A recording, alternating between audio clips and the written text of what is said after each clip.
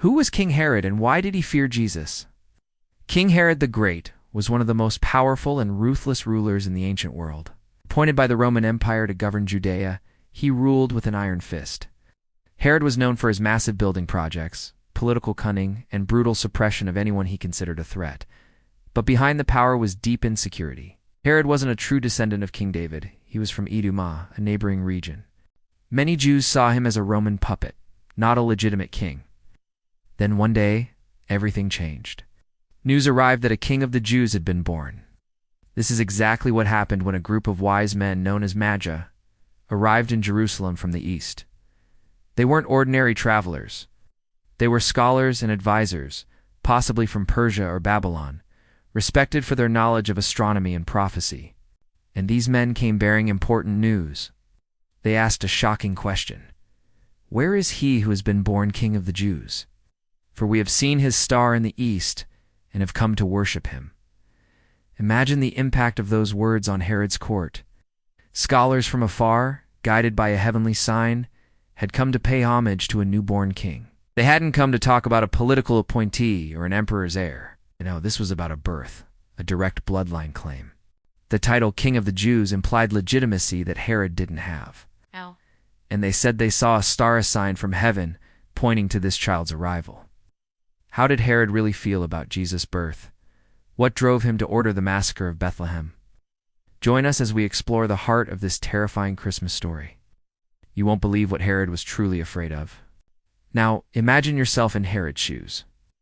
You are a man who has clawed his way to power, who has overcome countless obstacles to secure your position.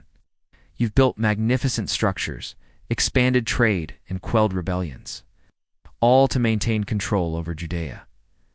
Your authority is constantly challenged.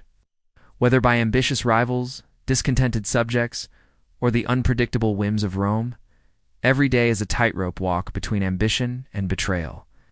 Now add to this pressure a prophecy foretelling the arrival of a ruler from Bethlehem who will shepherd God's people. You know how seriously the Jews take their prophecies? So when these Magi arrive, claiming to have tracked a star to this child, you can't ignore them. It's like ignoring a ticking time bomb. Remember, Herod was insecure about his lineage? He wasn't of royal Davidic blood. His claim to the throne was shaky at best. Now here comes a prophecy pointing to a rival claimant, someone from Bethlehem, the very place mentioned in the prophecy. How could he not react? The news of this potential challenger was like a pebble dropped into a still pond. It sent out ripples of unease that threatened to capsize his kingdom. Herod's first instinct was likely to dismiss the claims of the Magi as nonsense, the ravings of superstitious foreigners. Yet a nagging doubt would have crept into his mind.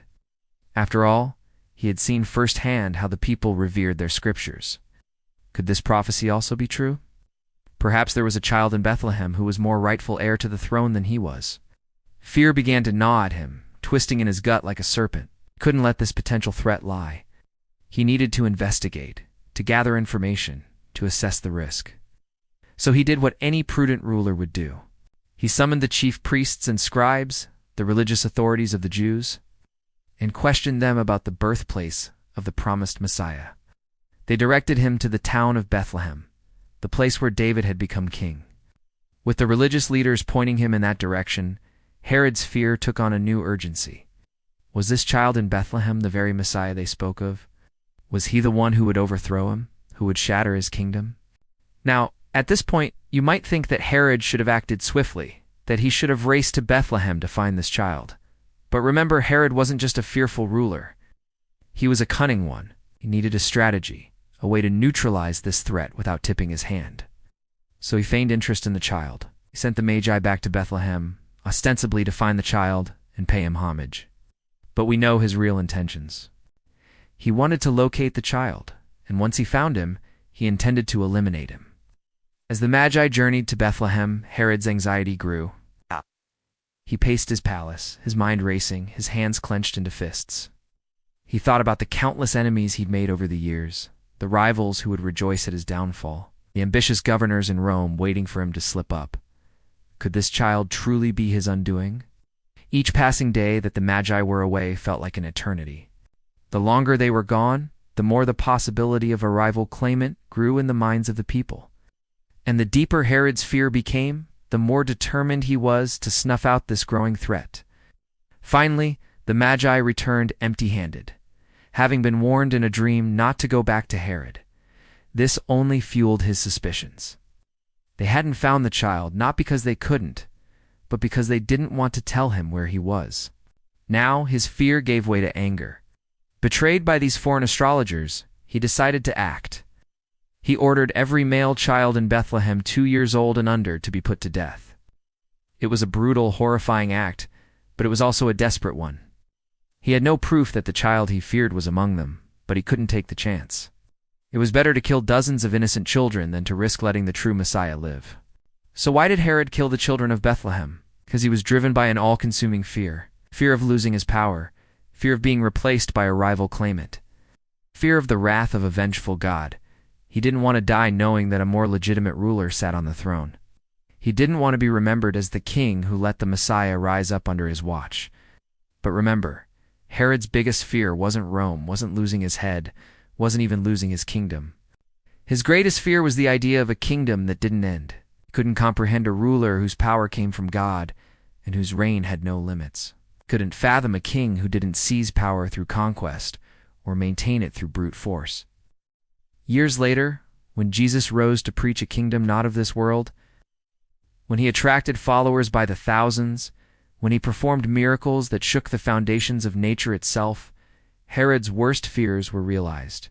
The child he had sought to kill had grown up, and the kingdom he had feared was taking shape. So the next time you hear the story of the massacre of Bethlehem, don't just think of a panicked king or a crazed foreigner. Think of the terror of a kingdom under threat, of the horror of a world turned upside down.